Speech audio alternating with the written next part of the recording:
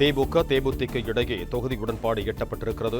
தேமுதிகவிற்கு 10 தொகுதிகள் ஒதுக்கீடு செய்யப்படுவதாக அறிவிக்கப்பட்டுள்ளது.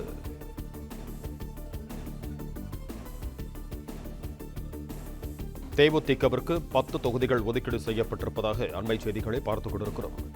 திமுக, தேமுதிக இடையே தொகுதி உடன்பாடு எட்டப்பட்டிருக்கிறது. இதன்படி தேமுதிகவிற்கு 10 தொகுதிகள் ஒதுக்கீடு செய்யப்பட்டிருக்கிறது. இது தொடர்பான கூடுதல் விவரங்களோடு இணைகிறார் எமது செய்தியாளர் மாணிக்கம். வணக்கம் மாணிக்கம், உங்களிடம் இருக்கும் தகவல்களை சொல்லுங்க.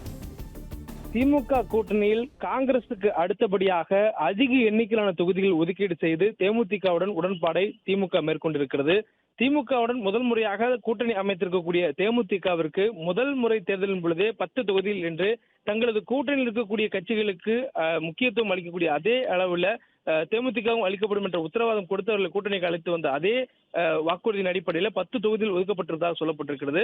திமுகவுடைய கூட்டணி வைப்பதற்காக தேமுதிக அறிவாலயம் வந்திருந்தார்கள். அதற்கு பிறகாக முதல் முறையாக தற்பொழுதுதான் அவர்கள் பேச்சுவார்த்தைக்கு வருகிறார்கள். இந்த முதல் பேச்சுவார்த்தையின் போதே அவர்களுக்கான தொகுதி பங்கீடு என்பது இறுதி செய்யப்பட்டு அவர்களுக்கான அந்த கையொப்பம் என்பதும் ஆகியிருக்கிறது.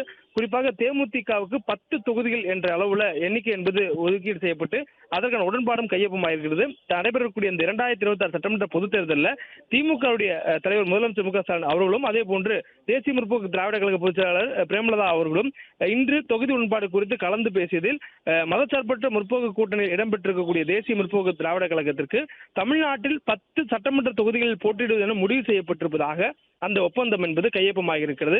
இரண்டு தரப்பினரும் அந்த கையொப்பத்தில் கையெழுத்திட்டிருக்கிறார்கள்.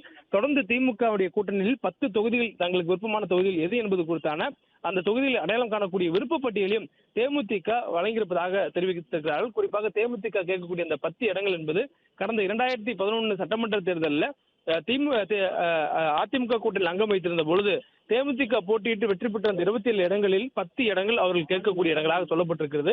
அதிலும் குறிப்பாக தொடர்ந்து இத்தனை ஆண்டுகளாக தேமுதிக தொடங்கி 21 ஆண்டுகள் அந்த கட்சியில் தலைமைக்கு விசுவாசமாக இருக்கக்கூடியவர்களுக்கு தான் இடம் கொடுக்கப்படும் என்று அண்மையில் நடைபெற்ற தேமுதிக நிர்வாகிகள் கூட்டத்தில் பிரேமலதா விஜயகாந்த் பேசியிருந்தார். அதே போலவே கட்சியில் நெடுங்காலமாக தொடர்ந்து பயணிக்கக்கூடியவர்களுக்கு அந்த தேர்தலில் வாய்ப்பு பெற்று தரக்கூடிய வகையில தொகுதியில் கேட்டு பெறப்படும் என்ற உத்தரவாதத்தை கட்சி நிர்வாகிகளுக்கு அவர் வழங்கியதாகவும் சொல்லப்பட்டது.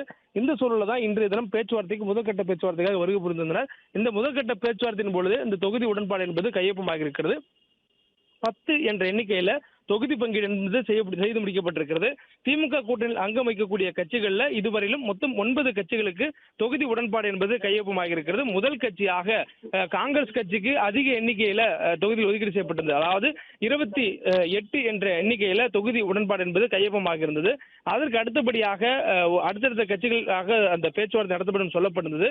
அதற்கு முன்பாக திமுகவுடைய பாரம்பரிய வழக்கம் நடைமுறைப்படி கூட்டணி கட்சிகளுக்கு தொகுதி ஒதுக்கீடு செய்யும் பொழுது முதல் கட்சியாக IUML கட்சிக்கு, இந்திய யூனியன் முஸ்லீம் லீக் கட்சியுடன் தான் அவருடைய தொகுதி உடன்பாடு கையொப்பம் என்பது ஆகும்.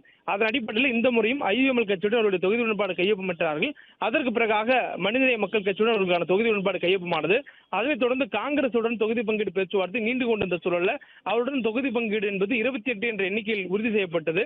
அதனைத் தொடர்ந்து மதிமுகவுடன் அவர்கள் தொகுதி பங்கீடு 4 என்ற எண்ணிக்கையில் உறுதி செய்யப்பட்டது.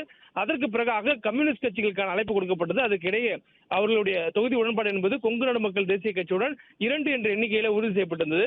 அதற்கு பிறகாக இந்திய கம்யூனிஸ்ட் கட்சி, அதன் தொடர்ந்து நேற்றைய தினம் மார்க்சிஸ்ட் கம்யூனிஸ்ட் கட்சி இன்று காலை அவர்களுடைய தொகுதி உடன்பாட்டுக்காக விசிகாவுக்கு அழைப்பு கொடுத்திருந்தார்கள். விடுதலை சிறுத்தைகள் கட்சிக்கு 8 இடங்கள் கொடுக்கப்பட்டிருந்தது.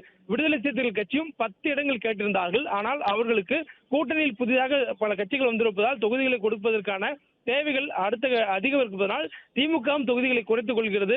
மற்ற கட்சிகளும் குறைத்துக் கொள்ள வேண்டும் என்ற திமுக கோரிக்கையை ஏற்று தாங்கள் கோரிய 10 தொகுதிகளுக்கு பதிலாக 8 தொகுதிகளை விடுதலை சிறுத்தைகள் பெற்றுக் கொண்டார்கள். இந்த சூழல்ல